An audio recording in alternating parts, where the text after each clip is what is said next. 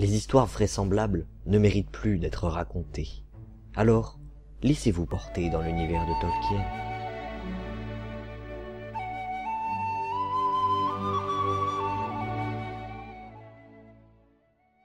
Trois anneaux pour les rois elfes sous le ciel. 7 pour les seigneurs nains dans leur demeure de pierre. 9 pour les hommes mortels destinés au trépas. 1 pour le seigneur ténébreux sur son sombre trône, dans le pays de Mordor où s'étendent les ombres.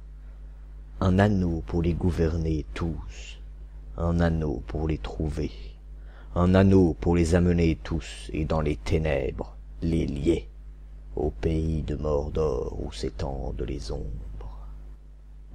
L'histoire des anneaux de pouvoir remonte au second âge de la Terre du Milieu. En l'an 750, des elfes quittent le Lindon, qui est le royaume elfique, pour aller découvrir des terres plus à l'est. Ils découvrent alors les terres qu'ils appelèrent les régions.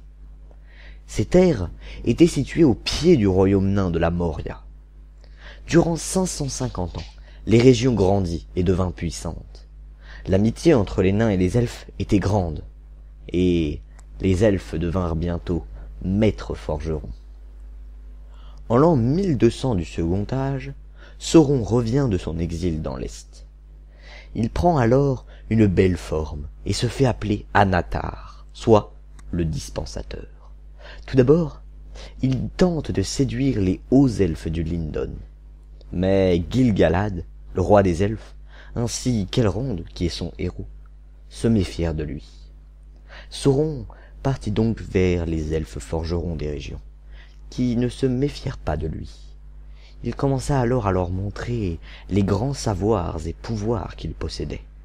Les forgerons des régions, qui étaient avides de connaissances, acceptèrent les enseignements de Sauron. Le plus doué des elfes forgerons se nommait Celebrimbor. Il était en réalité le petit-fils de Féanor, le plus grand forgeron de tous les âges. Sauron vit en lui un très grand potentiel, et il commença à lui enseigner des connaissances en magie noire que Morgoth lui avait apprises. En l'an 1500 du second âge, Sauron décida de passer à l'action. Les elfes étaient à cette époque tiraillés entre l'envie de retourner aux terres immortelles où tout est parfait, ou rester sur ces terres dont ils étaient attachés. Sauron utilisa cela pour manipuler les elfes forgerons des régions. Il leur parla alors des anneaux de pouvoir. Il leur dit que leur pouvoir pourrait transformer les terres du milieu en une réplique des terres immortelles. Alors, les forgerons des régions se mirent à forger les anneaux de pouvoir. Leur pouvoir était de guérir, de construire et de comprendre. Mais Sauron assista directement à la forge des 7 anneaux, puis des 9. Des centaines d'autres anneaux mineurs furent forgés durant 90 ans, mais leur pouvoir était bien plus limité, et leur résistance était moindre.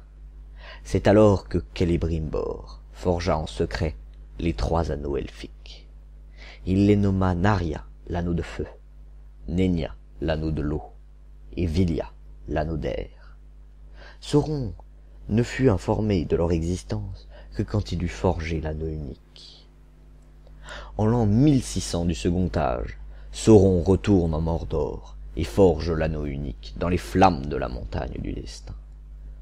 Il y déverse une grande partie de son pouvoir, ce qui le rend indestructible, sauf dans les flammes dans lesquelles il a été forgé.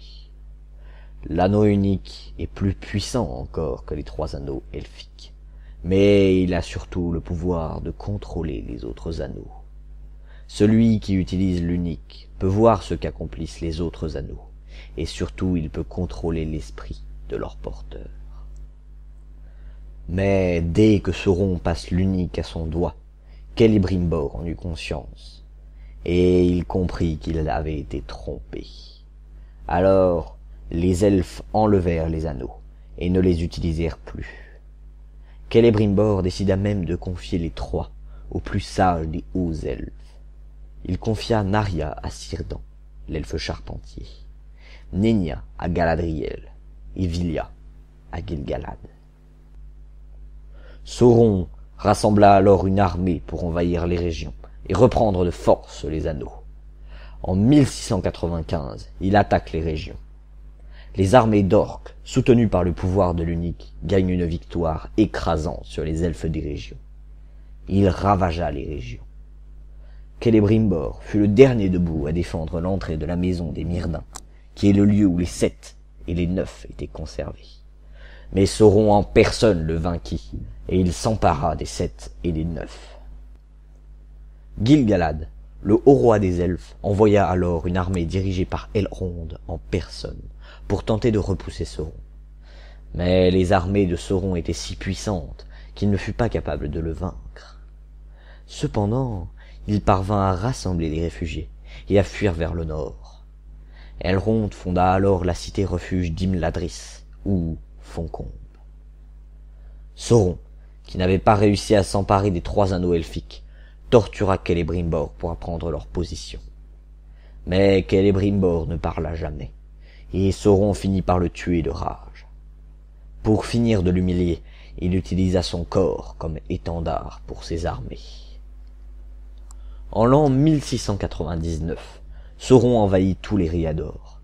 Une grande bataille a lieu pour prendre la forteresse de Foncombe, mais au prix de pertes élevées, il met en fuite les elfes vers le Lindon. Sauron est maintenant sûr de vaincre les elfes, qui sont encerclés et sans grande défense. Il est donc persuadé qu'il va recouvrir les 3 anneaux bientôt. Malheureusement pour lui, en 1700, une flotte gigantesque vole au secours des elfes depuis Númenor. Une terrible bataille s'engage, et à ce moment-là, même le pouvoir de l'anneau ne peut vaincre l'armée de Númenor au fait de sa puissance. Les armées d'orques affaiblies se font balayer, et Sauron se fait bouter hors des Rhiador 1 an plus tard, après avoir perdu toutes ses armées. Mais Sauron n'a pas dit son dernier mot, et dans l'Est, il pervertit les 7 et les 9. Il fait en sorte que leur pouvoir se retourne contre eux, et leur donne le don de vie éternelle. Cependant, en vérité, les anneaux ne préservent que la chair du vieillissement, et l'esprit, lui, vieillit et se pourrit. Il distribue les 7 anneaux aux grands seigneurs nains, qui s'en servent uniquement pour augmenter leur richesse.